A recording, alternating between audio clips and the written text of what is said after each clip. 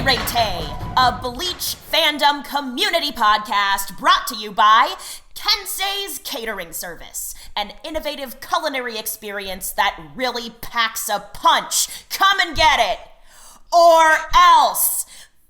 Hello, my name is Del, and today I am joined by Nomi. Hiya! And by Shiki. Hello. Hey folks, how's it going? Not too bad. Hey. Yourself? Yeah. I would say same. I think it's a busy time of the year because I know Shiki, you and I are both in school now, and so Yep. I'm going into my finals week soon because we're on the quarter system, which is super.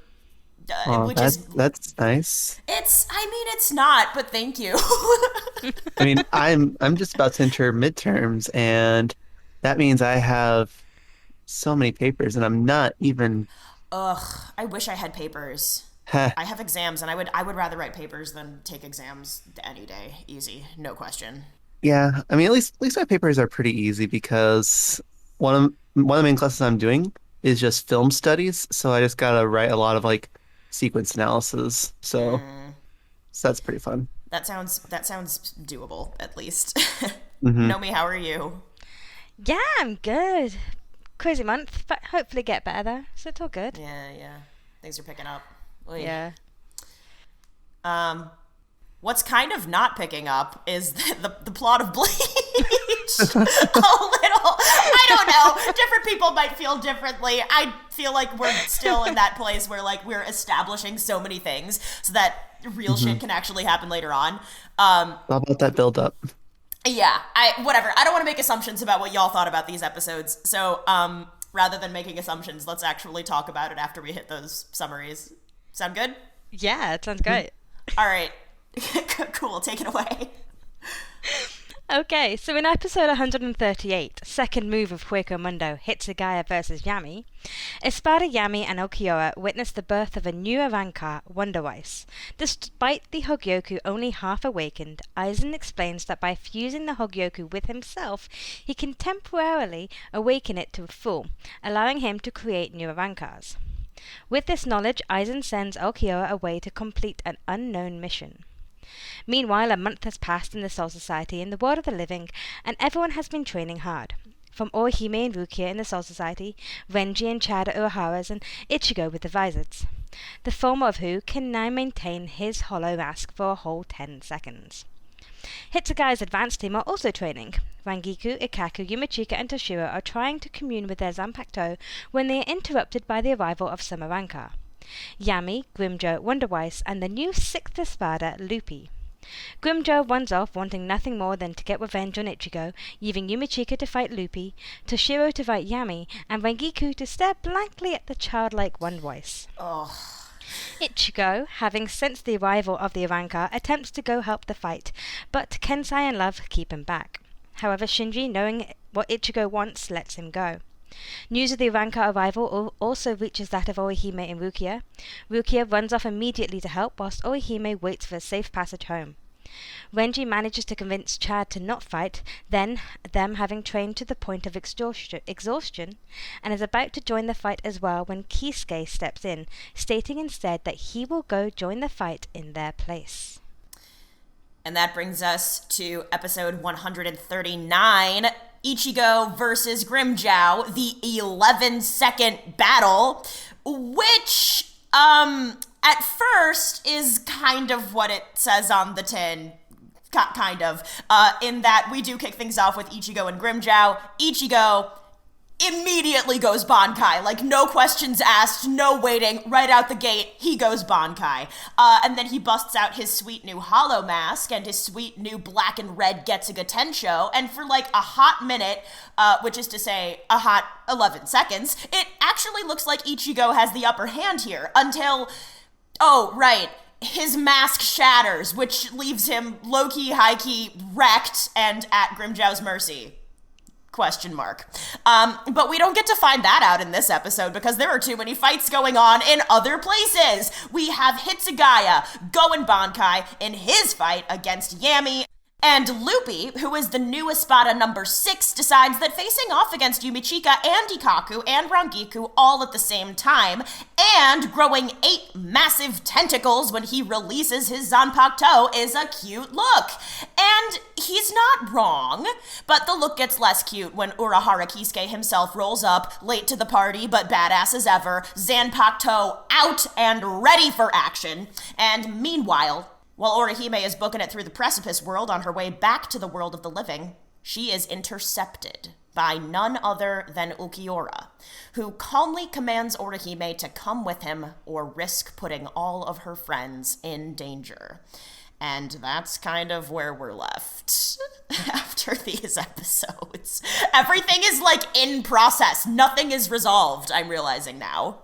Yeah, it was very much a case of it's setting up scenes, isn't it? It's getting there. Yeah, it really is. Mm-hmm. It really is. But to say that there were 6 filler episodes before these episodes, you wouldn't tell that. The way it just flows so seamlessly from the last episode we watched on the podcast to this episode, you wouldn't have thought there were any episodes in between. Yeah, that was something I found really interesting, was because I was looking at the list to say, like, oh, what shows are watching this episode, and I just picked it up, and it was like, it's not introducing or not acting like it's coming right off of a filler like many other shows do. It was just like picking up exactly where it left off, as though the filler didn't exist, which I found really nice. Yeah, it's kind of a relief, actually. I think Bleach does a pretty good job of that across the board. Mm-hmm. The only thing that I will say is, from a pacing standpoint, it wasn't perfect. It was like, the second episode had a lot of flashbacks that, like, we got to revisit stuff from episode 138 in episode 139 multiple times, like 3 or 4 times. So I guess that just speaks to the pace at which the manga was being released or something, but yeah. I think the episode titles themselves are misnomers, because the whole Hitsugaya versus Yami. Oh my god, yeah, ridiculous. Isn't the whole thing at all. And then you've got the 11-second battle, and that's not the whole thing at all. So it's like you're going in expecting the whole episode to be a fight between Hitsugaya and Yami. And which, it's like, not I kind of don't want. They're both such straightforward fighters that I don't even know how fun that would be. Yeah. Personally. But we did learn other things. I mean, from that little scene at the start with Eisen and his little group of followers and the creation of Wonder Wise, we learned that he is now at a level where the Soul Society think he should be in 2 months' time. He's basically brought the whole timeline forward by 2 months. Mm-hmm. And is creating a Rancor with only half an awakened Hogyoku, because he's fusing it with a Shinigami with spiritual pressure that's higher than that of a captain's, i.e. himself. Mm-hmm. So that kind of information that we're getting dropped on us right then is actually some hard-hitting stuff, because then you go into the next scene where Shinji's like, oh, we've got 2 months yet, we're not going to have enough time. Yeah, You're going to have a lot less time than you think. So yeah, because if you're going into a war and you think like, oh, I got this much time to prepare, and suddenly it's like you're getting bombarded with mini attack like that, it's like, I don't know what they were thinking, because anyone who's in a war actively, they need to be prepared for random insurgent attacks. That's just kind of like to be expected, at least in my opinion. They were acting like they just had pure time to train and nothing else. Yeah, I don't have loads of confidence in the strategy side of the Gotei 13. I mean, all they've been doing was fighting stupid hollows for the most part. Yeah, basically. And now they're actually going against a coordinated intelligence that's being led by one of their previous captains. That's actually a really good point. The Gotei 13 is, it seems, fairly out of practice when it comes to waging calculated war. We don't have any information about, I guess, there are instances that we know of where they maybe orchestrated something a little bit more deliberate, but always in situations where they knew they were going to come out on top because they had numbers and force. And this is not that. Mm-hmm. They're also up against someone who's got insider knowledge. Yeah. So, like, all if they have all the other times that they might have been up against someone, they're not going to have the knowledge that Eisen's got. Right. Right. But also, to the Gotei 13's point of view, we don't know what they're planning behind the scenes. We've only seen the only bit we've seen of the Soul Society right now is Rukio and Orihime fighting, Yeah. doing Well, their training. We don't know what everyone else is doing behind the scenes. yeah, I guess we have also seen, not that this is literally in Soul Society, and it was like presented in a comedic way, but the bit when Toshiro and Ikaku and Yumachika and Rangiku were all trying to interface with their Zanpakuto in a slightly more meaningful way. And like, I know it was meant to be, I don't know. So whatever. People have also like gifed the bit where Yumichika is just whacking the rock, so it's just like this loop of him whacking the rock forever, which I think is great. But all of them are on a deadline in that way also. So yeah, I don't know. It seems pretty clear that they're all aware that they're up against something new and they sort of don't know what to do about it, which is why we're getting these varied approaches. And also, oh my god, I just whatever. The fact that poor Shuhei, like that all of this is being asked of him in the midst of his captain's departure. So the Seireitei isn't great strategically already, and then they're like, oh right, by the way, we've got a couple of squads that just don't have captains, so the best thing to do is not in fact to create some support for this poor young man who has never had to do this much. How are those squad members getting along? Are they even training? Shuhei is continuing to prioritize the Seireitei bulletin, which again is fine. Like, it's cool to have a passion project, just like maybe not right now. Like, Yeah. where? Oh, it's so stressful. Like, Shuhei is constantly stressed, and I adore him, but he makes me stressed for him also. Yeah, because you've got poor Shuhei who's stepping up into the role of his captain. You've got over in third, you've got Kira probably doing Oh, the same. God. But then God. fifth, the last time we saw Momo had been stabbed, so the a good fifth's point. The fifth really is- got the fourth third seat doing all the work of the fifth. I don't know. Oh, God. Yeah, I guess so.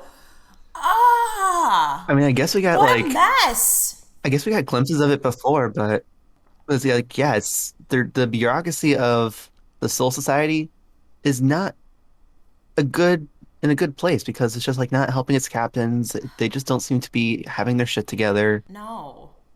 Especially because they sanctioned both the captain and the lieutenant of the 10th to go. Hmm. Wouldn't it be better to have all the captains in one place? That's another good point. So what's that squad doing? Is anybody doing anything? Oh, God. I mean, I don't want to assume that everybody is just sitting around twiddling their thumbs forever, but You'd hope not, but yeah, unless there is, well, okay, because another thought is, I wonder whether we get those little glimpses into folks who are reflecting that they are, like, I think we get to see, like, whatever, Toshiro is also constantly stressed, but, like, we get the sense, or rather, I get the sense that Toshiro feels that they're up against something big and important. I think we get those little glimpses into Ikaku as well. But then I guess I also find myself thinking about, like, Rose and Love, Jay Chillin, like, I'm not saying you have, like, rest is actually very important, and taking a second for yourself will probably make you better in the long run. So, like, no shade to Love for taking a second to just read manga because that's what he likes to do or anything. But the two of them are just kind of sitting there, just kind of vibing. Like, Ukitake feels he has enough time to just, like, drink tea on a scenic overlook, which I am never gonna be mad about. Like, please God, sir, do that as often as you want. And, like, we don't really know... Like, well, there was a reference even to, like, Zaraki is just, like, sleeping all the time. I get the sense that the 12th is working overtime, but I feel like they're putting out fires more than they are being proactive. And so I sort of wonder whether Soul Society, with the exception of a few individuals, feels more confident than they should. Do they have confidence in their ability to do this and do it well because nobody has challenged them in a long time? Are they, like, in that kind of place? I feel like some of the members of the society aren't necessarily confident, but rather they recognize that uselessly stressing about something and not centering yourself and taking that time to actually keep yourself relaxed and moving forward will be more damaging than just constantly stress, stress, stress. Oh no, we got a war, we got to train, we got to keep all doing all these things because they know that will just burn them out at the worst possible moment. I hope it's that. I'd And like I to do think get that that it's feeling that. from a couple of the captains at least. And then of course, Kenpachi, I can imagine he's just going to be like, I'm just waiting around bored, wanting all these Yeah. high level enemies to come fight me. It's like he's just waiting to be the pit bull let off the leash. Yeah. Oy. Meanwhile, over at the 6th, Miyako Akuchiki is completely and utterly stressed with hair falling out and just doesn't know what to do. No, not his hair. Please, no.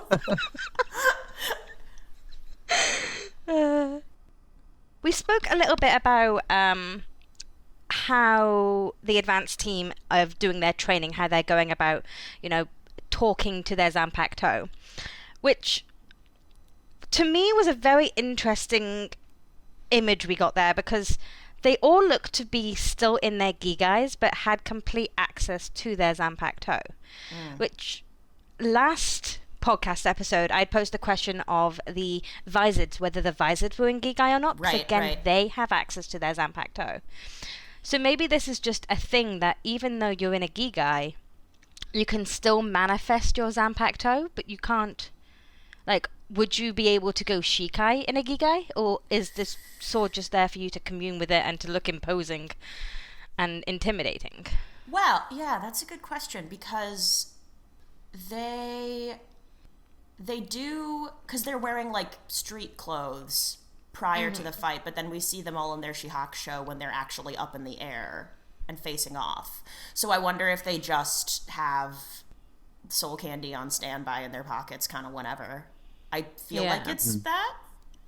And I feel like because not to say the same thing a million times, but the fact that your Zanpakuto is like an outward manifestation of your inner soul or whatever, presumably if you're in touch with yourself enough to have achieved Shikai in the first place, there's probably there's some part of that you can access no matter what physical body you're in because your mind and your soul remain constant, I would think. Yeah.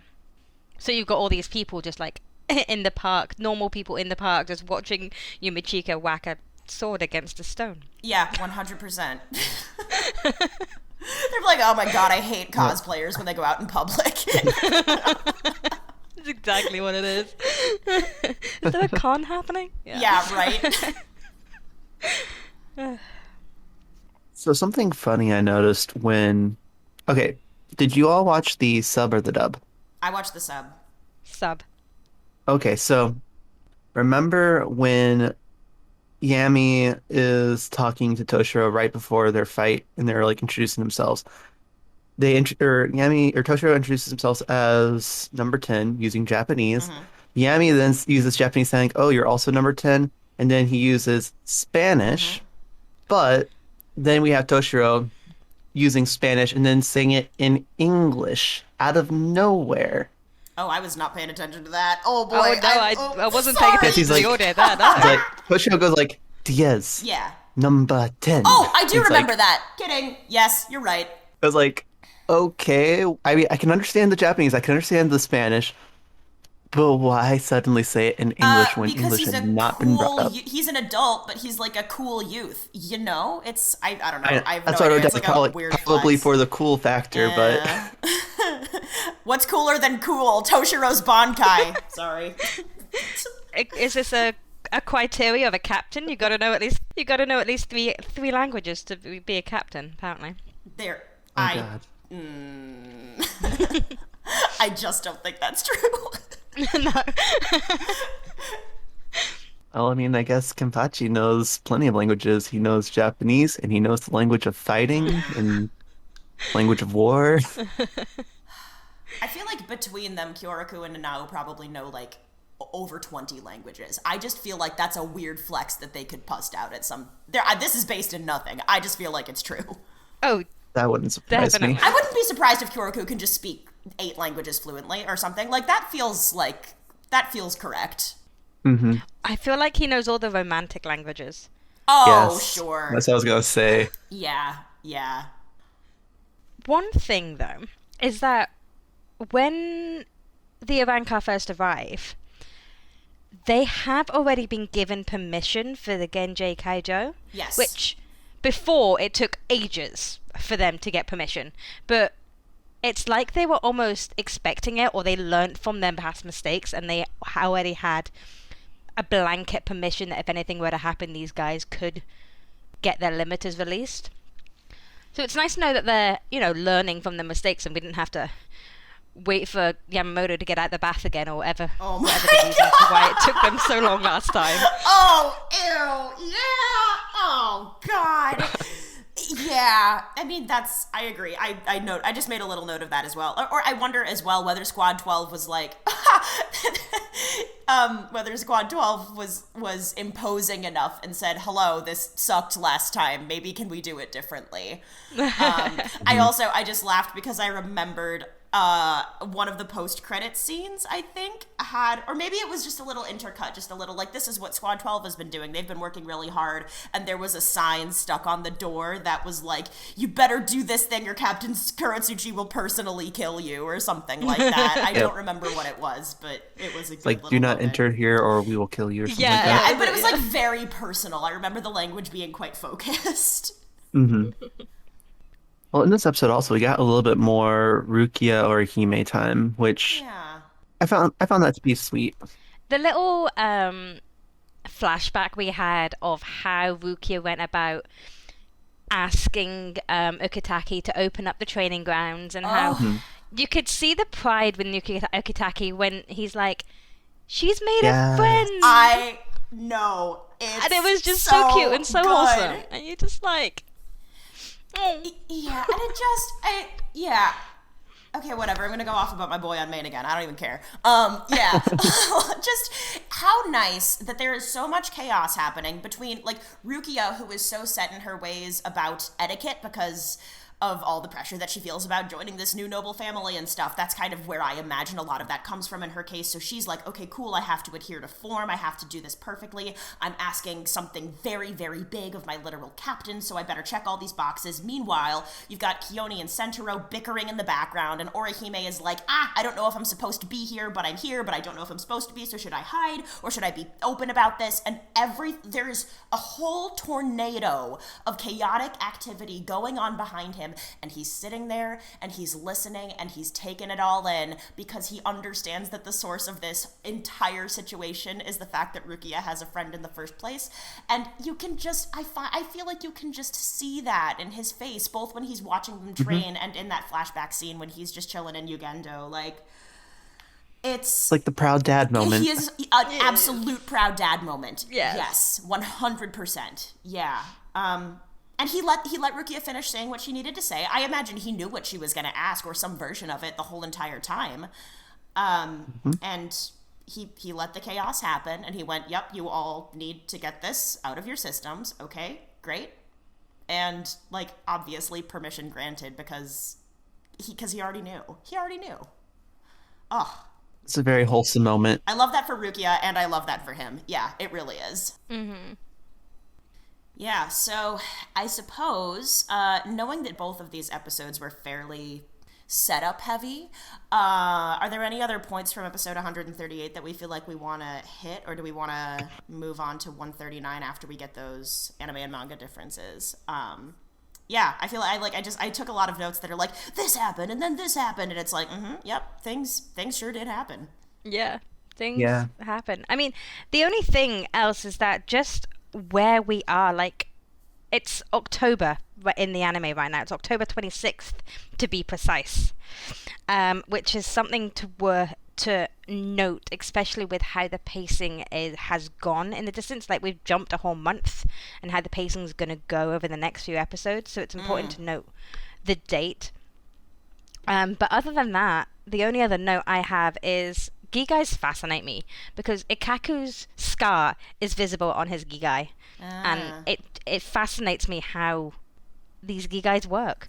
Gigais fascinate me. It's crazy. I want to know more about Gigais. I want to sit down with Uehara and go, It makes sense though, because a Gigai is purely physical for the most part, right? And so like it's, you know, if I drop a mug on the ground and I break it and then I later repair it with glue or something, which is like unsanitary, and I'm not trying to do that because that's a great way to invite bacteria into your home. But that aside, if I fix the mug, or maybe it's a decorative plate that no one is drinking out of or eating off of. Suppose it's a decorative plate and then it has a crack and I fix it. You can still see the crack because it's just physical material, and I feel like Gigais are very that as well. Yeah. I also feel like, I don't know, I feel like scarring in Bleach is a little inconsistent now that I think about it, because I guess it depends on, well, whatever. I'm also just, yeah, I'm not gonna pretend to know too much about like what it actually requires for a being like made of reishi to repair itself, but yeah, I just feel like there's some variety there. Other than that, we got a new ending song. I don't like this one that much. No, I don't either. Hard to listen it's too whiny for me. It's really whiny, and like kind of like whiny meets shouty. It's not my favorite. Yeah, I also don't ever listen to the ending songs. Oh, well, there's some okay. good ones though. Yeah. Like Yeah. Happy People. No, I'm joking. Oh, I went Life is Like a Boat. Oh yeah, that one's good. That one's good. Yeah. Oh, Happy People's just fun to sing. I don't love Happy People that much. I like watching that sequence. I don't love the song. I just thought about one that we hadn't gotten to yet, and I'm really excited for when we do. It's like a ways away, but I don't want to like say what it is now. I'm just gonna like let people take this journey along with me. But like makes me cry. It's fine. Should I do manga anime differences then? Yeah, go for it. Okay. So the first manga anime difference is just a little bit of switching of scenes. The whole time I was watching these episodes, I was flipping backwards and forwards because the anime has taken scenes out of context and they've like pieced it together differently than the manga. But this particular one really makes an impact on the storytelling. So it's the Eisen Exchange. In the anime, we've got the anime starts with the Eisen creating Wonder Weiss and saying, basically telling Okioa to go now and start putting things in motion. And then the next scene we have is Ichigo with the visors and Shinji saying we have 2 months, which obviously isn't true because things are happening now. But in the manga, it's switched. So you've got Vizards and Shinji going, we've got 2 months, and then the very next part of the manga is Eisen going, okay, we're starting things now. And I feel like that's got more of an impact than the anime does it. Yeah. Yeah, I can see that. Yeah. The whole flashback scene, you know how we were just talking about how cute it was and Ukitake being your dad mode, and I know where this is going already. What? Yeah, the whole What? flashback was Okay. filler. Yeah. Sorry. Damn it. It was still cute though. It's just Ukitake just mentions it in passing in the anime, in the manga, whereas we get that whole scene in the anime. And then there's just something that Hisagi says. So in the anime, Hisagi he goes, "Oh, I wouldn't mind staying to watch these 2 girls train." Yeah. Which makes it seems like he wants to just sit and stare at 2 girls training. The manga says it, in the manga he says it, I wouldn't mind seeing those 2 train, which means he's more interested, which the way I took it is that he's more interested in their development and watching them train so he can learn from them, as opposed to the anime watching them train so he could stalk them. Just a little bit of wording differences there. I also think just like knowing, so I don't know that we've seen loads of Hisagi up to now, but like he seems like kind of like a capital G good dude, right? He's loyal, he is hardworking, which isn't to say that like we're not allowed our proclivities even if we are hardworking people, but I don't know. He just doesn't strike me as the kind, or rather, if he were the kind of person who was like, oh yeah, I'm just gonna watch 2 girls train, like we would know about it because Kubo Sensei has already given us people like Lisa. Like if that were Shuhei's deal, we would know, you know? Yeah, definitely. And that's it. These 2 episodes are actually pretty decent. I mean, they've just come off 6 filler episodes, so there's probably not much that they needed to fill to eke out these episodes. So yeah. it's just like 1 or 2 little things. Good point. Okay, all right. Well, shall we move on to 139 then? Yeah. Okay. Yeah. Okay, great. So, all right. Okay. Shiki, I wanted to get your take on this, especially because I feel like your take is gonna be the spiciest. I'm just curious. So when Ichigo first starts to fight with Grimmjow, already he goes Bankai, he busts out his mask like right away, and he also tells Grimmjow that he's gonna do these things basically, and he lays out. Granted, his whole entire plan is kind of just going straight at it, and that's the whole thing. So the thing I found myself thinking about was Ichigo's fighting style and Ichigo's strategy or lack thereof. And I just wanted to know, and like, of course, open-ended questions. So Nomi, if you have spicy takes or even like mild to medium takes on this, you're more than welcome to answer the question as well, of course. But this is the first time we've seen Ichigo go into a real battle since he's been training with the Vizards, and I guess I just wanted to know what y'all thought about the way Ichigo fights, because I'm sitting here looking at the way he's presenting himself, looking at the way he's just going all in and announcing his moves ahead of time, more or less.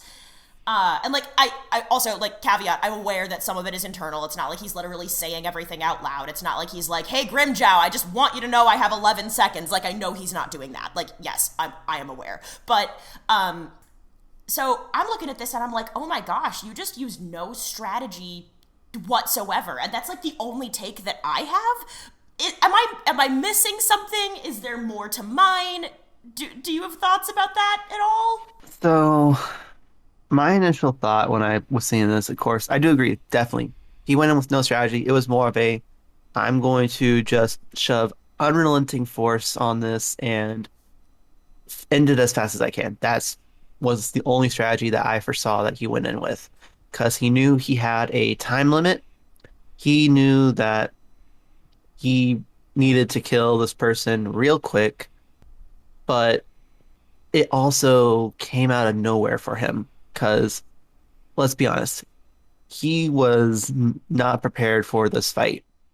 Even though he had this big power up and was able to use his holification and everything, he is not really prepared for this kind of fight. It's kind of more again of that, like, not the arrogance that we were seeing in previous seasons, I would say, because that was more of the it's all on me kind of arrogance.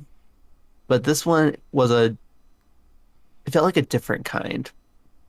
Again, where it's like in the past, he didn't truly realize the strength of captains and lieutenants, but I feel like he's still underestimating everyone. But yeah, it's just like, I think someone really just needs to sit down with Ichigo and say, okay, this month we're learning Sun Tzu.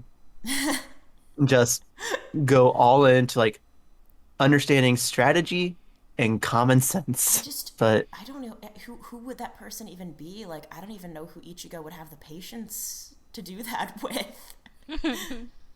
Chad, maybe? Chad, yeah. maybe. I don't know. But also, I mean, I get this is just anime bullshit, but Ugh. It is, that was the longest 11 this seconds I've is ever very seen. serious. Oh, I know. Yeah. It's like, at least it's not as bad as Dragon Ball Z levels of things, but still, it's like, okay, if you're gonna take this long, you could actually say, you can actually have him be only able to hold this form for that long.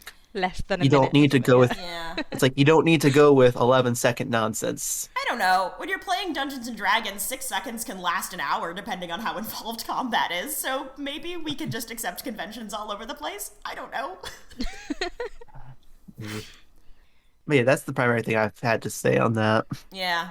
Yeah. Okay, I'm glad I asked because I think maybe that's why, because I was like, okay, I was able to identify that something was different, but I was still like, buddy, why are you like this? And like, I understand that the base answer is just that he's a shonen hero and this is kind of what shonen heroes Yeah, do. it's definitely just the arrogance still. It's a different kind of arrogance from Yeah, before yeah. in a different mindset, but still that same core arrogance that he has. Yeah. Ugh. Though, but you could definitely see that there was a difference in how he's holding himself as well. Hmm. Because he has these 11 seconds. Yeah, okay, it's only 11 seconds. It's 11 seconds more than what he had, and he's not afraid now to go at full strength. And that's probably why he went Bankai so quickly. It's because he's not got that hindrance anymore that he did have when he first fought. Hmm. Yeah. Yeah, I guess it also occurs to me that if he goes Bankai before he puts the mask on, then he doesn't have to waste time going Bankai once he's already put the mask on. Hmm. Plus, I don't think his outfit would look as good in his Shikai form than it would in his Bankai form. That was probably the most important consideration. You're definitely right. Kubo Sensei loves an aesthetic. We know this. Exactly, Yes. yeah. So, I want to talk a little bit about Loopy. Oh, good, Yes, I because want so you do to. I. I'll let you start. Yeah, go on. Okay, so Loopy introduces himself as the sixth Espada, which we know before was Grimjow. Mhm. So, where did Loopy come from? Was Loopy previously the seventh and he got promoted? Or, like, we've got this random new person who we've never seen before who's got 8 tentacles, some of which are spiky. He seems a very complete opposite to Grimjaw. And Yeah, go on. no, on you go. I was just gonna comment on the whole like coming out of nowhere and how he replaced Grimjaw because so does that mean everyone below Grimjaw got brand new tattoos or what? It's like how does the ranking system work in that? So, did Yami introduce himself as the 10th before, or was this the first time we've heard of Yami being the 10th? I think if Yami did not, then it was simply because nobody was introducing themselves according to numbers yet. I feel like every time, once we as an audience knew that, I feel that, if Yami didn't, it wasn't because he was trying to be cagey about it. Mm-hmm. What did you want to talk about Loopy for? Because Okay. So I will say, thing number one, I forgot how much I like this bitch. God, this keeps happening to me. Like, I guess, and maybe it's because I'm deliberately paying attention. Like, I guess I'm not watching Bleach, and I've seen Bleach through, oh God, twice maybe, except for not the Fullbringer arc. Sorry. But definitely up through the Winter War stuff. I've seen that through like twice. The thing that I wanted to talk about was his release form more than anything else, in addition to the fact that I like this bitch. Like, those are separate thoughts.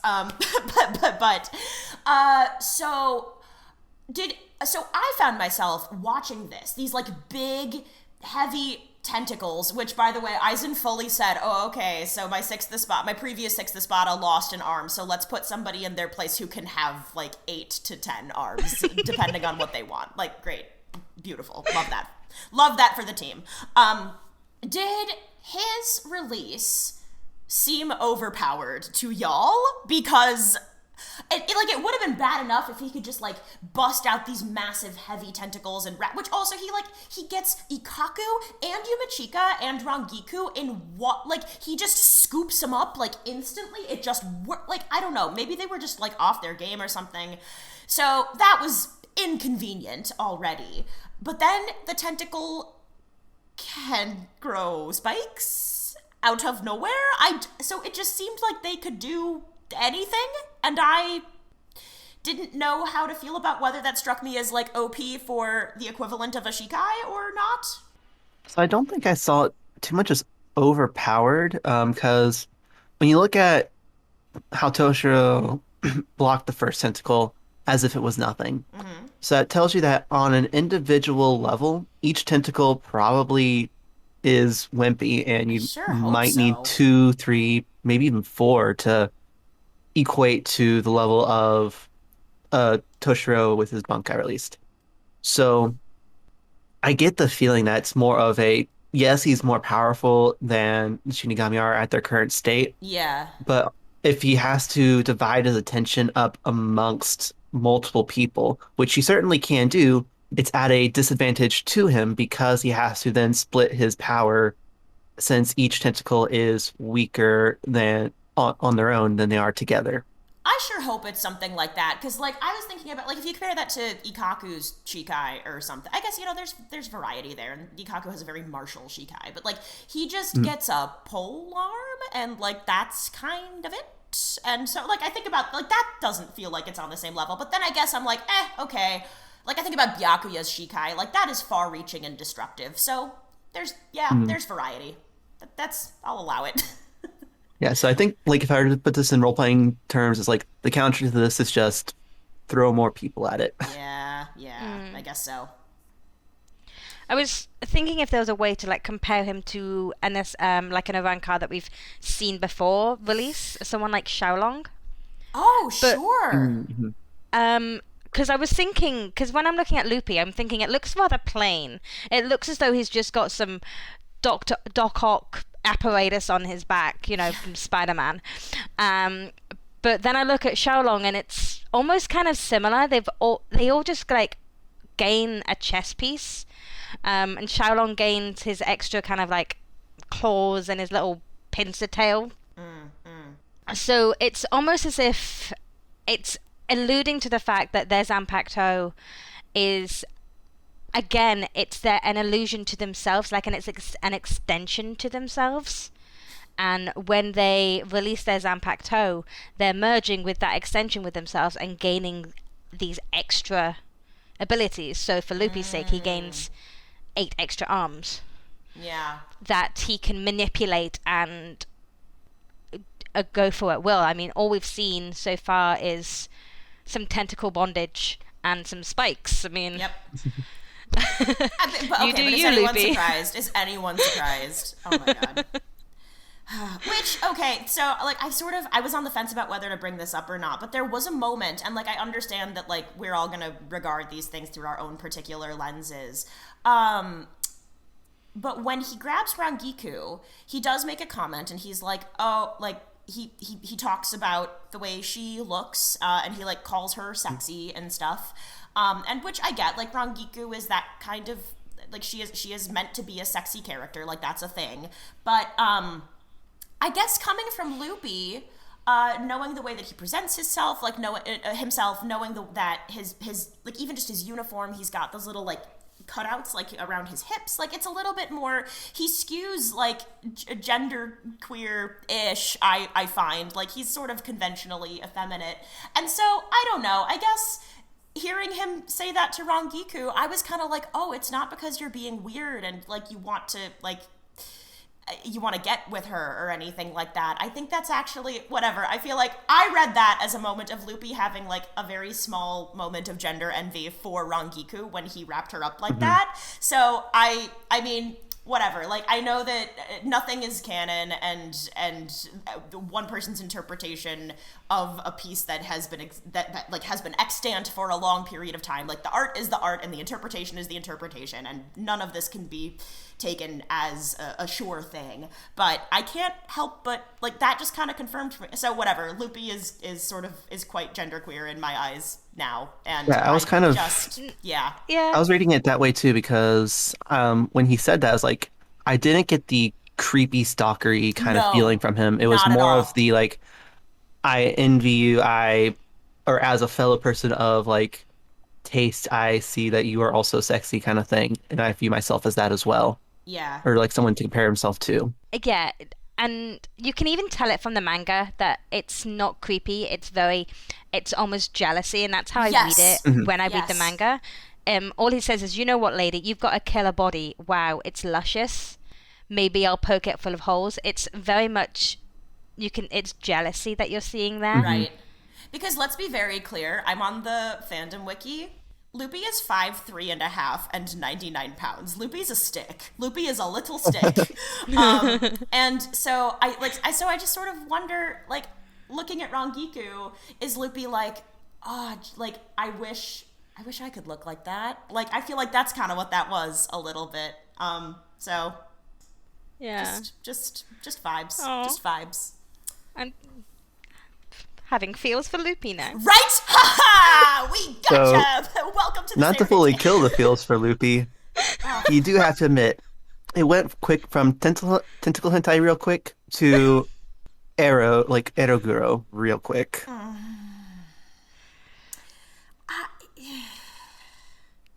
I mean, for those who don't know what Eroguro is, it's just the, like, very grotesque and gory hentai. Because it's, like, It's poking a full of vibe. holes. I don't know. I just feel like just because somebody is tied up, it doesn't have to be kinky. Whatever. There are some people who would read it as, like, ooh, looks like we have a man of culture here. I know. I mean, maybe. Speaking, this is going to be obscure because no one knows, but a good segue into Kisuke's arrival. Yes. If you know, you know. Yeah, okay, alright.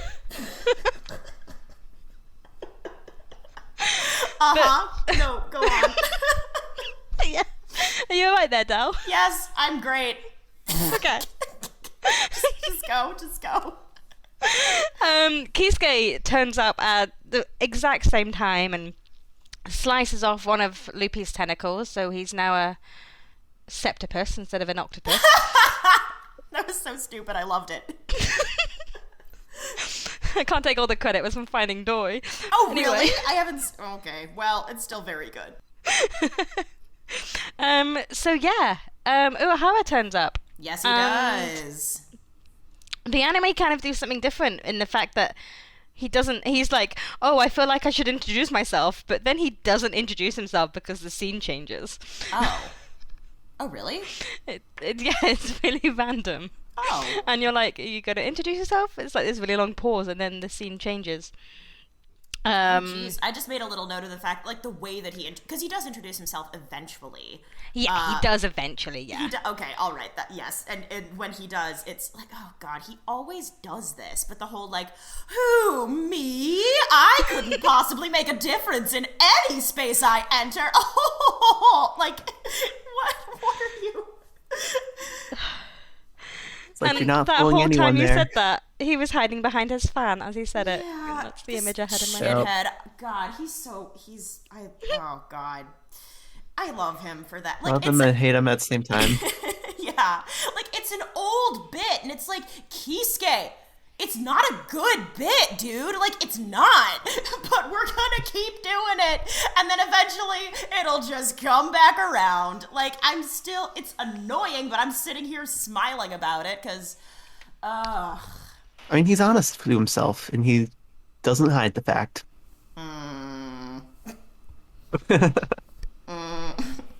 Dell is not impressed. I not with that. I'm impressed with a lot of things when it comes to Kisuke, but not with that.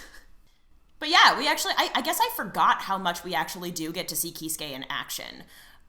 Because it's not the first time we've seen him, like, come out and make a big difference actually, the times when we've seen him, like, draw his Zanpakuto and do shit, have those, because previously, when Yami and Ulquiorra showed up, like, a while ago, he came to intervene, and now he's doing that again. Are the only times when we see him sort of lulled out of that pattern of being a shopkeeper, are there times when Iran cars weren't involved when he did that, is I guess my question, or is it only when Iran cars have been on the scene? I feel like it's only when Iran cars have been on the scene. I'm getting that feeling as well because I can't recall any time that he's come out to battle other than. Yeah. Canon, I'd say. Like, if something happened in the filler episodes, I can't remember. Oh, Yeah. yeah, I don't care about that. That's... But- it's not going to give us the information that we're going to be able to draw any conclusions from anyway, so... But that would make. Right? That's kind of where I'm going. Hmm. Yep. Yeah. So I Discussions guess for a so. later Just date, but no. Well, planting the seed of like, is there something about Iran cars specifically and uniquely hmm that is pointed enough that Kisuke is like, oh, like wasn't like big hollow, like Ichigo and Uryu have a killing the hollows off in the middle of Karakura town, and Kisuke goes, no, I'm good, I'm gonna sit this one out. But then the second Iran cars show up in town, he's there pretty quickly. hmm So just, yes, planting the seed of, is there something about Iran cars that Kisuke does not feel he can ignore, or something like yeah. that. Okay, yeah. I see where you're going with that. All right. Yeah. Um, okay, wait, also, so speaking of Iran cars, one that we have not really talked about is Wonderweiss. Yes, Wonderwise. Who, by the way, goes right for Kisuke. Kisuke rolls up, and then Wonderweiss has been chasing dragonflies up until now. And, like, with moderate success at best, by the way. And then the second Kisuke arrives, Wonderweiss goes right for him. Yeah, that's Yeah. Yeah. so there's something about Wonderwise that I never really paid too much attention to Wonderwise the first time I watched this. He Yeah. always seemed like that weird character that I just couldn't get. I paid And attention to him for, this is an if you know you know cut for the future that I don't feel bad about naming, but I've paid attention to Wonderweiss for reasons. I'm annoyed and I'm sad, but it's yeah, it's all it's like just it's fine. it was the thing is like because I never really paid attention to him, like I can't clearly remember what happens in the future. So Ugh, it's like the one I'll thing I be can't get out of my head. Ugh. yeah, it's like so I'm looking forward to like remembering what happens and seeing what happens again. But it's just that whole kind of like like a shell. He's there very much so like an infant child mindset, but reacting purely on instinct, it feels. And just like it's interesting from the way I'm watching it right now. Yeah, I guess I don't have a lot of unique takes about Wonderweiss necessarily. I just think it's worth mentioning that like Eisen created him in the first place. Also the fact that a thought that I did have about that actually. So Eisen does the whole like let me fuse with the Hogyoku for all of 2 seconds because my spiritual power is really impressive. Like sure, great, whatever, dude, go off. Creates Wonderweiss out of nowhere, not out of nowhere, but creates Wonderweiss. And then the first thing Eisen says is, "What's your name?" And Wonderweiss, who doesn't seem to engage with spoken language in any other way, knows his name and can say it. And so is that similar in any way to discovering the name of one's Zanpakuto, perhaps? Is there, I don't know, just things that like have names and you have to find them because they're just there. You can't just choose a name. Like you can't just choose to name your Zanpakuto. So, well, for the most part, you can't just choose to call your Zanpakuto something that isn't its name and have it respond. Is all I'll say. Yeah. Yeah. But yeah, I mean, names have power. Any Yeah. kind of sci-fi, fantasy, novel, movie, TV show is going to tell you that names have power. Words have I power. mean, it's the whole thing in a lot of cultures as well too. So Wonderweiss first words going Wonderweiss Margera?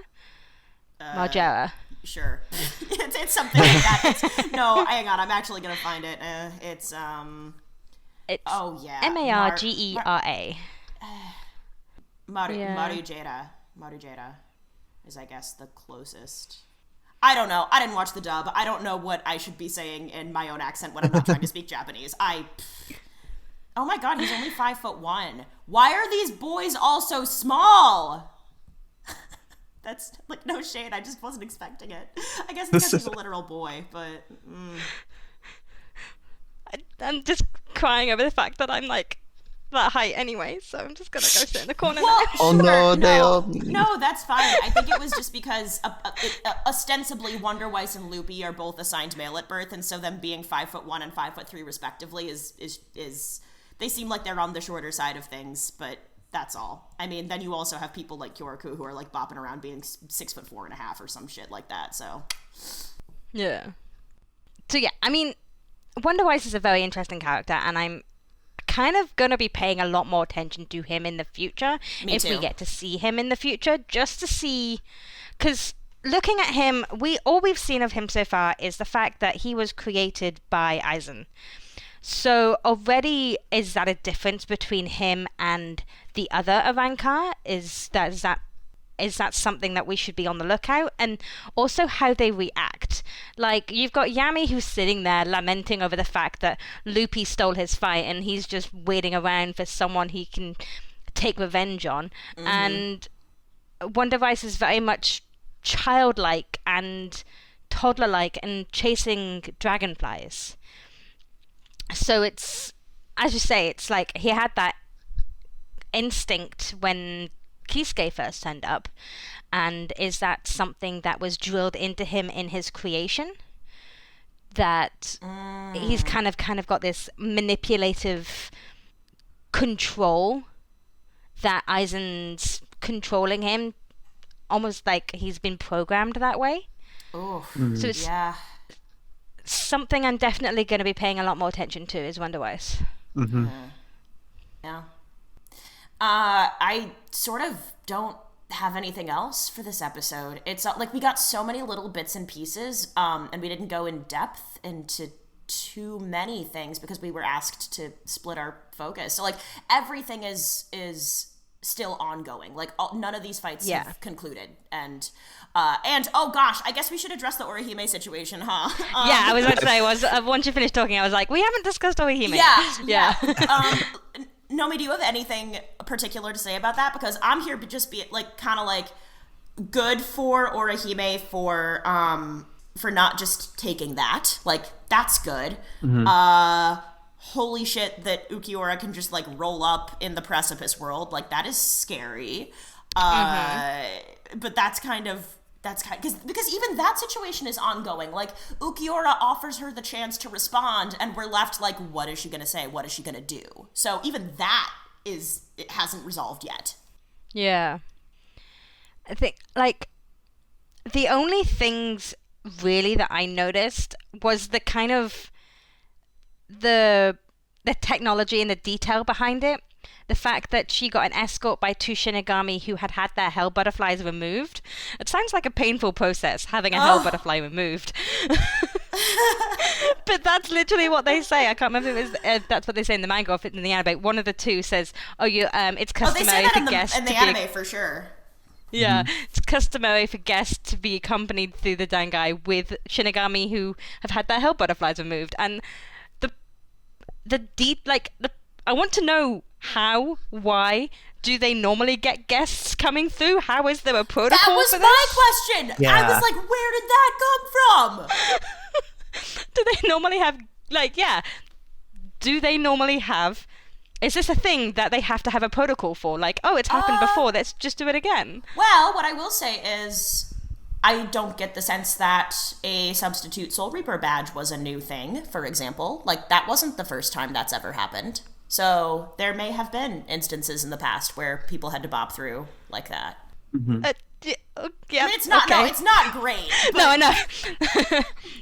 You saying that has just, like, blown my mind, and I'm like, oh my gosh, you are right. Okay, yep, no, you know what? We're gonna let that one... So who knows how new that protocol is, but the fact that there is protocol kind of tracks. But then there's the fact that, that whole kind of question of me threw me into a 45-minute Wikipedia read of Precipice World, Dangai, Senkaiman, the differences between the two. It was a very deep hole I dug myself in, and I literally No, that's good. That's good shit. I had paused the TV to ask this question, did all my research, unpaused the TV to find out that I'd paused the TV 2 seconds before the end of the episode. Oh, God. I was like, I could have just waited 2 seconds. Did you learn anything exciting in your Wikipedia deep dive? I did, actually. It just basically how it all works, how it ties in a lot with other things, like things that we haven't come across yet, reminding me of things that are going to come up in both the manga and the anime and future things, a little bit about how the movies tie in as well. Ugh. Sorry. Yeah. No, I pretend to, I don't... The movies don't exist for me, but this specific one was like, oh, okay, that's a little bit of where they got that idea from. But no, it was a very interesting deep dive. I do feel a little bit more knowledgeable about the Dangai and the Senkaimans now. Okay, cool. The Senkaiman is basically a bypass, or a freeway. A freeway is the American word, I think. That's basically going over the Dangai. That's the best way I could describe it. Oh, that makes sense. Huh. That's cool. Mm-hmm. And if you try and go into the Senkaiman without a butterfly, you get pushed to the Dangai, and you have to go the long way around. Oh, okay. That's... Yeah. That makes sense. Which is where you would get done by the paralyzing current, and the sweeper comes along. Yeah. Yeah, because in my notes I was having it down like, I want to know more about the Dangai and what exactly it is, because you see, like, it's an interesting world in general, but there's all these like monstrous skeletons and other things. Like, what happened here? What is this world anyways? Yeah. There's a scene coming up that we could probably talk a little bit more of. Because it also led into, we've seen how the Avankars and the Hollows get from place to place as well. And how that kind of door and that kind of connection between the worlds. Yep. And the word that popped up for me, have we had the word for that yet? I don't know that. Maybe. Did Tosin say it when he picked up Grimjaw? I don't know, but I feel like terminology isn't a spoiler. Yeah. I feel like I always used to think that Gargantua is the doorway. It's not. It's just the doorway is something different. Oh, you know what? The whole space is the Gargantua. I want to say we even got it when Eisen was ascending at the end of the first arc, and everybody was like, "What's that up in the sky?" I could be wrong, but no, I do believe you're right. It's something. Yeah, I think a different word was used though, like a different. It was because the Menos Grande. It's the Menos Grande way of. Right. There's like 3 different ways you can open up a door to the Gargantuan, and the Gargantuan is like the hollow soul, the hollow to everywhere else version of the precipice world. But they all kind of live in each other. Yoichi does a really good picture, actually, when we get to that episode. Okay, good. Yeah. Anyway, but yeah, that was my deep dive, 45-minute dive into the difference between Senkaimans, Gargantuans, and precipice worlds. Perfect.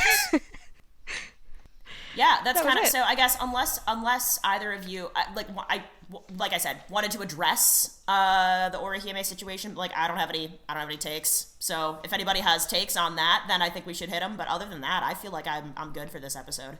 Only other note I have is, damn, that sexy guitar when Okiura is kidnapping Orihime. Oh, fuck's sake, I know, it's so annoying. Like, the music in this show is so wonderful. Yeah, it's that, and the other one that really sent me was in the very beginning of 138 when Eisen is doing his Hogyoku shit. There's like a sexy, like Spanish style, like shootout adjacent whistle, like that whistling, like in the very in a very good, bad, and the ugly kind of way. Like yeah. What's fucking Hueco Mundo is sexy. Like. Yep. It's just, I continue to be thrilled that they called it Hueco Mundo instead of just saying Hollow World, because I know I've said it before, but Hollow World just sounds so silly. Hueco Mundo sounds hot as hell. Hollow World sounds ridiculous. The only other thing really is something that Okioa says with regards to Orihime's first instinct is to try and heal the 2 Shinigamis who have been torn apart. And Okioa goes, you can heal wounds that deep. And it doesn't really make a lot of sense when you're watching the anime because in the anime the wounds aren't as deep as the manga. There's definitely some censoring going on there. To put into context, one of the guys loses both of his arms, and literally all that's connecting his head to the rest of his body is literally about an inch of skin and a shoulder. Jeez. Oh, yeah. boy. So Okiora's comment of "you can heal wounds that deep" is a lot more prominent in the manga because it's literally, yeah, okay, how is she healing that? Oh. Yeah, I understand censorship because if your target demographic is young kids, like, I do think it makes sense to limit the amount of violence that you're going to expose kids to, for sure. But there is something about that level of brutality giving insight into Ukiora's character, and knowing that Orihime witnesses that, and, like, if she continues to engage with Ukiora down the road, like, how will that color how she thinks of him? And I wish it got to stay brutal, actually. Mm-hmm. Yeah. Shall I do the other manga anime differences then? Yeah, please. Well, we're on the So there's actually only one, and it's in the anime. Rukia's first point of call, once she gets to the world of the living, is to go find Renji and go say, "Hey Renji, why aren't you fighting?" Aww. And that is anime only. In the manga, she hasn't turned up yet. Oh. She's still running through the Senkaiman. She's just left Orihime. We don't see where she goes to once she gets to the other side. Whereas you get that kind of Rukia Renji moment in the anime. That's literally it. Damn. Okay. Well, sure. Other than that, it was pretty loyal. Other than censorships and bouncing around, like the manga and the anime interchange their scenes and switch them around and all that, which made flowing weird. Yeah, it makes sense. We're just coming off of some filler, like we've said, so I can't imagine that there was loads that they had to mess around with too much. They could probably just fill in where they needed to. Sweet. All right. Well, if we're done with all of our episode content, then I believe we do have some stuff for delving into the Dangai this week, don't we? We do! Okay. All right, send it. So, we have news that the English translation of a paperback version of Burn the Witch is coming out, and it's available for pre-order.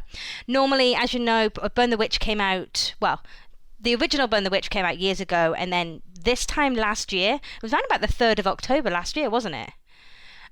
We had the first season of a new kind of spin-off from Bleach, which was called Burn the Witch, and it's finally been published in paperback for those of us who read in English. It's coming out on October the 19th, and you can pre-order it from Shonen Jump or all your normal, usual places where you get your buy your manga from. If you're in the UK, however, you do have to wait an extra month, and according to Amazon in the UK, it is not out until the 25th of November. But that is paperback copies of Burn the Witch. Awesome. Yeah, there is something different about having physical copies. It's I haven't done that in a while, but it's quite nice. I guess I got the Japanese edition of Burn the Witch when I ordered Jet, which is a thing I did. But, you know. I don't regret it one bit. It's stunning. I'm thrilled. I bet. I kind of want to copy myself. Oh my god, it's so, like, I'm not much of a merchant memorabilia person. Jet's worth it. Jet's really fucking nice. I really like it. Awesome. All right. With that, shall we move on to our Shinigami Cup Peroxide edition? Yeah. Okay. Shiki, you're here, which means you go first. Yeah. Honoring tradition. Darn right. Yeah. All right. So, who wore it the best? So, for this one, I put down Kinsei in the apron. Because as a fellow dude who loves to cook, seeing this kind of imagery always makes me happy. I honestly wish more college students in general would learn how to freaking cook, because My favorite story I always tell is the night the fire alarm went off because someone was cooking microwave mac and cheese without water. Oh God, no. It's like, okay, obviously you failed at some point in common sense course, so That's marginally better than when I was in my MFA program. A young man brought just a raw potato for lunch. We were like, "Hey, bro, you know you can't just eat a raw potato, right?" And he was like, "Oh, really? It was a whole mess." Like, fortunately, you can cook a potato in the microwave, and so, like, we walked him through that process. But I'm also like, who brings only a potato for lunch? Oh, oh I can gosh. understand bringing like just a thing of cheese, Sure. but just a potato? I mean, just a thing of cheese is also not great, I mean, cheeky. props to trying to get like a potato is, people have jacket potatoes all the time with the tuna or their whatever you guys have. You have sour cream with your potatoes. We won't get We into. can do. I don't really do that, but We won't yeah, get into the I jacket guess potato so. debate because you guys think it's weird that we put tuna on ours. But I there we disagree. go. I think that's very nice, actually. I also really like Thank tuna. you, Del. Yeah. Thank Well, you. I guess I also lived in the UK for a little over a year, Okay. so I got the chance to adopt some faves. But anyway, Okay, so mine's pretty much the same. It's Yes, bring us Kensei. back.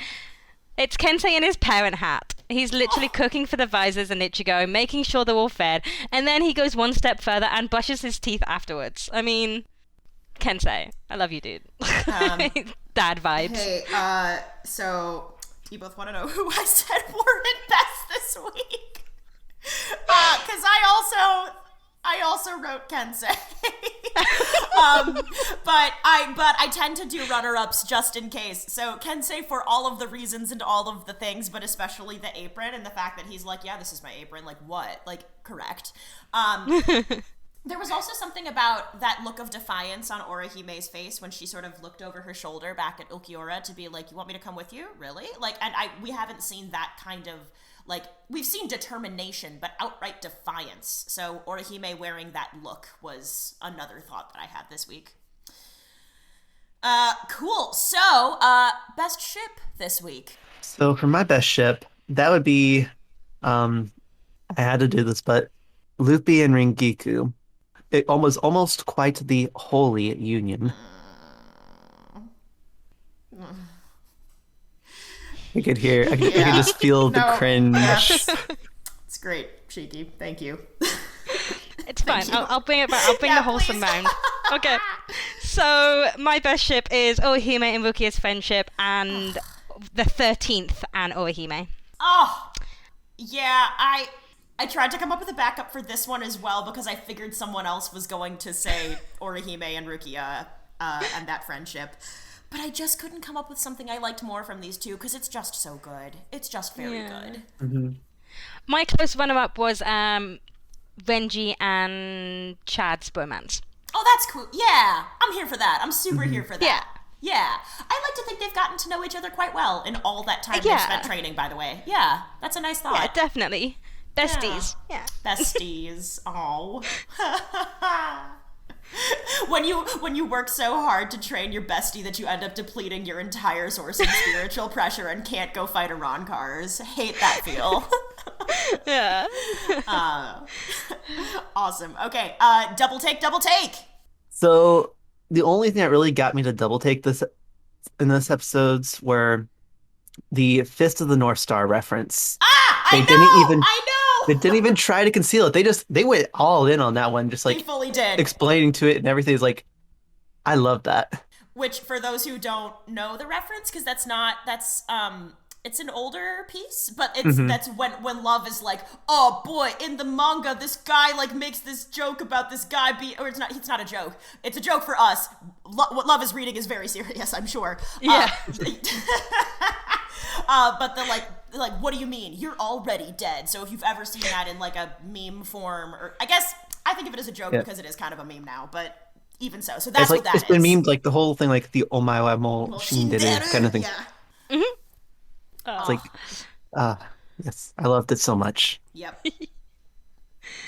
No surprises, my double take was my trip down to Dangai. Oh, nice. Very nice. Very nice. Mine. So this is specific, and I'm gonna like for it to make sense. I do kind of need to walk through it a little, but I hope it's worth it. It's a series of shots that I hadn't taken note of before. So initially, when we open an episode, they're both from episode 138. So Ichigo is training with Hiyori, and Shinji is watching them, and there's this shot of a few actually. It goes back to Shinji, who is like very reserved in these episodes, by the way. Like I like this seriousness on him. Like that insight is very cool as well. And I didn't talk about it at all during the episode, but whatever. Just gonna say it now. So he's completely in profile. Like you just see his profile. It's a fairly close up shot on his face as he's watching this, and he's thinking about timelines, and he's probably doing a lot of mental math, and he's reflecting, and it's a lovely shot. Like I initially paid attention to it because I was like it's just a very nice shot of him. Like he looks nice, and I like the seriousness. So made note of that. The thing that I wasn't expecting is right after that we cut to Ukitake watching Orihime and Rukia training, and Ukitake is also completely in profile, watching people training the exact same way. It's just that his face is facing the opposite direction on the screen. And so it had never occurred to me to there's situational parallels. Like Ukitake and Shinji aren't very much alike at all. But I just really liked the way that those shots were set up aesthetically, kind of emphasizing that no matter where these people are, no matter whether they know each other, there are a lot of similar things simmering, and these people have some common ground. And so it was very aesthetically satisfying to see that one shot of Shinji facing one direction, and then to see that other shot of Ukitake facing another direction, as they're both doing similar things at the same time, whether each other knows about it or not. So it was very pretty, and it was also very satisfying. That was my double take. Thank you for indulging me. Yay. Yay. All right. Fandom shoutouts, y'all. All right, so for my fandom shout out, it is a group cosplay. It does have some characters we have not seen yet, but I just really liked how good everyone looks in this. All right. Oh my god. Oh, whoa. So many. That's Yeah, amazing. Wow. Good for them. That's that kind of coordination. My God. Yeah. That's Yeah, so very the impressive. Instagram account for those who want to check it out, it is Persona 4th Cosplay. Fourth with the number 4, then th_cosplay. Wow. Wow. That lighting too. They even have a Komamura, which is pretty impressive. Yeah. Mm-hmm. Mindful of spoilers, but yeah, definitely. Yeah, for sure. Oof. Wow. And not just because of characters that we haven't seen before, but because of some characters. Right. Mm-hmm. Particularly what they're wearing, yeah. Right. Yes, absolutely. Ah, cool. Yeah. So my fandom shout out is a image of Chad and Ichigo. The game Bleach Brave Souls recently just came out with 2 new designs for Chad and Ichigo. Now, the Ichigo ones, we've already got like 100 million Ichigos, but the Chad one's really something special because it's the first time we've seen Chad in the kind of like their alternate universes that they do. This is the Spirit Society. Ooh, okay. And this image is by Ninga105. Oh! And Oh, I love it! it's just so soft, and you just see like either the bromance or the romance, however you want to ship these two, or however you want to ship them after you've played through this side quest as well. But it's just so soft and so wholesome that these two best friends are there, so happy. I love and Chad the with image this is just amazing. butterfly on his. Oh my God! Hug your bros. It's cool. Yeah. Oh, I love this. Wow, Nomi. Ah, okay. I also I'm sharing some art that is soft and stupid, but mostly soft and also really well done. Anyway, this is an artist on Twitter called StarShadowMagic, and I'm going to send 2 images. They go together. I'm not going to have to tell you why once you see them. It's an image of, so, like, slight spoilers, but, like, it's spoilers for people's, like, power-ups and capabilities down the line, I guess. But, like, the point is, it's Ulquiorra holding a Grimmjow plushie and Grimmjow holding an Ulquiorra plushie, but, like, the art style is pretty serious, and so it just makes it that much cuter. It's adorable. It's really fucking cute. There's a decent amount of Bleach. Like, this person has transitioned into doing mostly, like, Fate Grand Order stuff in recent years, but if you go back into, like, 2016 on this Twitter, there's a decent amount of Bleach stuff. Do be wary of spoilers for like, a Ron Carr power scaling specifically, and this person also definitely ships Ulquiorra and Grimmjow, so if that's not your jam, then, like, don't vibe with it. There's occasional not safe for work, but, like, it's not too much. Other things are just soft and cute, like this plushie content, and, like, there are sometimes things like the 2 of them in chibi style, like, with cat ears, and they're both just, like, in a teacup for no reason. There's shit like that too. It's really good. So that's StarShadowMagic on Twitter. Oh, that's so cute. All right. Anything else before we wrap this bad boy up? No, not from me. All right. Well, in that case, you wonderful souls, that is the end of another episode. If you like what you heard and you want to get involved, you can find us by searching for TheSeireitei on Tumblr, Instagram, and Facebook, and TSeireitei on Twitter. Each of these platforms will link you to our fantastically deadly Discord family, where you can chat with us about the show, read fan fiction, take part in creative challenges, and talk anything and everything Bleach. Now, Ichigo and Rukia might reap souls, but we are hoping to reap some 5-star reviews, and that is where you come in. Make like our favorite orange-haired protector and Ichi go to iTunes to rate us and review us and make us feel like number 1. Shiki, you didn't want to join in? No, I can't sing. Okay. All right. Well, to those of you listening on YouTube, don't forget to be like Chad and give us that good thumbs up. We really appreciate it. On the next episode of the podcast, we'll be covering anime episodes 140, Ulquiorra's Scheme, The Moment When the Sun Sets. 141, Goodbye, Kurosaki-kun. That could be about anybody, right? And, episode 142, Order, Forbid Rescue of Orihime Inoue. All right, whatever. We all know where this is going. It's like, Ichigo, I'm gonna screw that order. Stay tuned to find out. We'll see you souls then. Till next time. Bye.